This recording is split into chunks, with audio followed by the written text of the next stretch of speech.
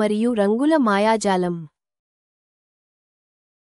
ఒక ఎండ ఉదయం డినో ల్యాండ్లో నారింజ రంగుతో అందమైన డైనోసార్ డినో ఉత్సాహంగా కంటిని మేల్కొల్పింది. అతని పెద్ద ఆకుపచ్చ కళ్ళు ఆకాశం వైపు చూశాయి. ఈ రోజు ఆకాశం నన్ను ఎక్కడికి తీసుకువెళుతుందో చూద్దాం అని తన చేతులు చాచి ఇంద్రధనస్సును అనుసరించాలని కోరుతూ డినో అన్నాడు. డినో పచ్చిక బయళ్లలో నడుస్తున్నప్పుడు తన స్నేహితులను చూశాడు. అతని స్నేహితులు Tilly, pink triceratops, Leo, blue stegosaurus మరియు మిమి, పర్పుల్ టెరోడాక్టిల్. నాతో రా, ఆకాశం మనల్ని పిలుస్తోంది అన్నాడు డినో. అతని స్నేహితులందరూ సంతోషించారు. వారంతా ఆయన అడుగుజాడలను అనుసరించారు. చిన్న ప్రవాహాలను దాటి రాళ్లను అధిగమించి వారు నేటి సాహసం కోసం సంతోషంగా సిద్ధమయ్యారు. ఎక్కడో ఆకాశంలో అని ఢిల్లీ పేర్కొంది.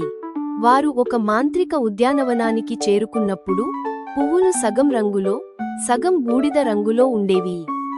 ఎందుకు పువ్వులు వాటి రంగును కోల్పోయాయి అని లీ ఆందోళన చెందాడు. డినో సమీపంలోని ఒక రాతిపై బంగారు తాళం కనుగొన్నాడు. అతను దానిని తన చిన్న చేతులతో తీసుకుని, బహుశా ఈ మాయాకీ మీకు పువ్వులను సరిచేసే రహస్యాన్ని ఇస్తుంది అని ఆయన అన్నారు. అతని స్నేహితులందరూ అతన్ని అనుసరించారు. వారు ఒక ప్రకాశవంతమైన జలపాతం గుండా వెళుతుండగా వారు ఒక పాత తెలివైన తాబేలును చూశారు. మీరు 4 రంగుల స్ఫటికాలను పొందాలి. వారే మళ్లీ పువ్వులను రంగురంగుల చేస్తారు అని పేర్కొంది. వారు 4 దిశలలో విడిపోయి వేర్వేరు ప్రదేశాలకు వెళ్లారు.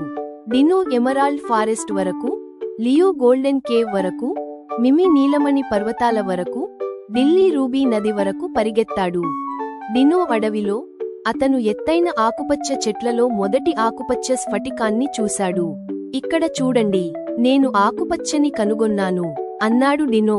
ఇంతలో లియో బంగారు గుహల లోపల తన అన్వేషణను కొనసాగించాడు. అతనికి ఒక పసుపు వెలుగు కనిపించింది. నాకు దొరికింది అన్నాడు లీ ఆనందంగా. మిమి హిమానీనదాల మీదుగా ఎగిరి నీలిరంగు స్ఫటికాన్ని చూసింది. నాకు దొరికింది అని ఆనందంగా నవ్వింది. ఢిల్లీ నది ఒడ్డున అతనికి ఎరుపు రంగు స్ఫటికం కనిపించింది. నేను చివరకు దాన్ని కనుగొన్నాను అని సంతోషించాడు. ప్రతి ఒక్కరూ మాంత్రిక పుష్పక్షేత్రానికి తిరిగి వచ్చారు. వారి వద్ద 4 రంగుల స్ఫటికాలు కూడా ఉండేవి. వారు వాటిని నేలపై ఉంచినప్పుడు ఒక అందమైన వెలుగు వారిని చుట్టుముట్టింది.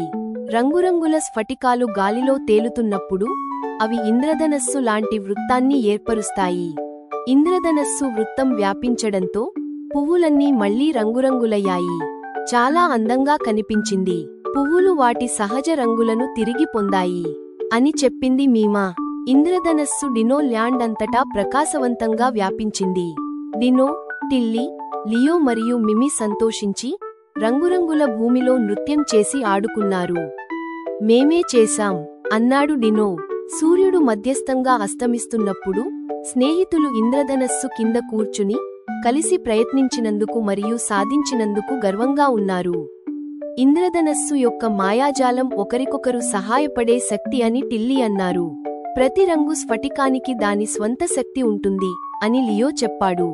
నక్షత్రాలు మెరవడం ప్రారంభించినప్పుడు 4 స్నేహితులు ఒకరినొకరు ప్రేమించడం ద్వారా ప్రపంచానికి రంగులు వేసే మాయాజాలాన్ని తీసుకురావచ్చని ఎప్పుడూ భావించేవారు. మనం ఇంకా చాలా సాహసాలకు సిద్ధం కావాలి అన్నాడు డినో. కథ చెప్పే పాఠం: కలిసి పనిచేస్తే పెద్ద సమస్యలను పరిష్కరించవచ్చు. ప్రతి ఒక్కరి ప్రత్యేకమైన ప్రతిభ ముఖ్యం, మరియు ప్రపంచానికి ఇంకా చాలా ప్రయోజనాలు ఉంటాయి.